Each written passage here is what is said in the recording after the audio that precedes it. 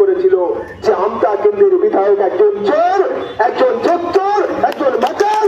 উনি বলেছিলেন, তার লেখার কপি আমার কাছে আছে, আমি ওর সাথে ওনাকে ছেড়েছিলাম, এখনো আমার কাছে আছে, আমি ফেসবুকে ছেড়ে দিইনি। আমি আপনাদের সামনে বলতে চাই, বলার আগে ভাবুন, করার আগে ভাবুন, মাইক ধরার আগে ভাবুন। কাদের সঙ্গে লড়াই করছেন? যারা আপনাকে টিকিট দিয়েছে।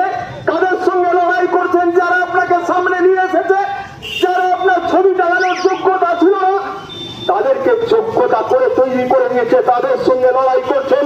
লড়াই করছেন মমতা বন্দ্যোপাধ্যায়ের একটা সিট কমিয়ে দেওয়ার জন্য। আমরা লড়াই করি মমতা বন্দ্যোপাধ্যায়ের তৃণমূল কংগ্রেস আগামী দিনে এই প্রান্ত থেকে জিতেছিল। আবার আমরা এখান থেকে ঘোষণা করতে পারি, মমতা বন্দ্যোপাধ্যায়ের তৃণমূল কংগ্রেস আগামী দিনেও জিতবে।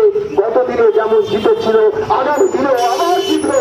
কিন্তু যদি মমতা বন্দ্যোপাধ্যায় কোন দালালকে দিয়ে দেয়, টিকিট যদি কোনো চোরকে দিয়ে দেয়, টিকিট যদি কোনো বাড়ি চোরকে দিয়ে দেয়, টিকিট যদি কোনো মাটি চোরকে দিয়ে দেয়, তার পরিণতি কি হবে এই এলাকার মানুষ ভাববে।